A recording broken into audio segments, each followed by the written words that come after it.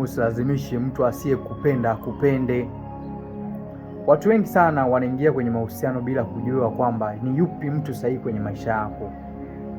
Wewe huyo mtu anakwambia kila kitu anachofanya, anajiona yuko correct. Akikosea hataki kuambiwa. Akikukosea hataki kuambiwa. Huyo hayuko sahihi, sio mtu sahihi kwenye maisha yako. Yaani huyo tupa kule, achana naye huyo. Yaani tunashindwa unajua kwenye mahusiano siku zote lazima muwe ni watu wa kuvumiliana. Sasa mtu likolo moja akuheshimu, yeye anajiona yuko correct kila anachofanya, yeye ukikosea kidogo tu ameshanuna, wewe ni mwanamke. Hapo mwanangu, umeoa kitu ambacho ni kingine, si umeoa jini. Huyu ampige chini, hafai.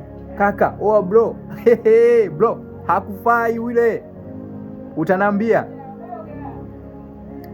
Yaani demu unakuta unakuja na marafiki zako tu, mwenyewe kashanuna tayari. Marafiki. Ndo mwanamke unataka kuoa.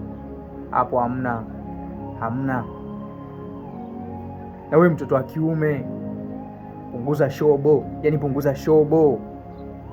Yaani wewe mke wako kidogo tu amekukosea, au demu wako amekukosea kidogo tu umeshaanza kulalama. Si unaona nini wewe? Nobody is perfect, man. Kwa kila mmoja anakosea. Kwa tuishi kwa kuvumiliana. Uvumilivu ndio kila kitu. Watu wanashindwa kutimiza ndoto zao. Unakuta umeshapata mwanamke mzuri, kisa wewe umemwona tu ana viaredi vidogo ambavyo havikulizi. Wewe utampata wapi mtu sahihi wewe? Alafu utampata wapi mtu sahihi wewe? Ni kuvumiliana tu. Yaani kinachotuponza sisi ni utandawazi. Unakuja kujigundua kwamba umetenda mambo ambayo hayafai, muda umeisha. Na huyo mwanamke ambao ulikuwa naye, ambao alikuwa anakuambia marafiki zako haufai, utakuta tayari ndo anaendelea tu maisha. Yaani inaendelea kufanikiwa. Unabaki kutamani tu kila mwanamke anayepita unamwangalia, unampiga jicho. Wewe utaendelea lini? Utanunua lini gari wewe mshenga? Yaani wewe mshenga. Wewe utanunua lini gari? Kila demu anayepita unamwangalia, unampiga jicho.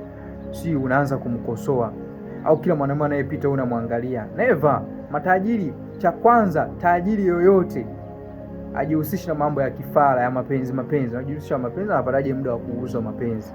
Tutalaumu tu maskini. Tutalaumu sisi maskini. Umaskini wapi tunautaka wenyewe?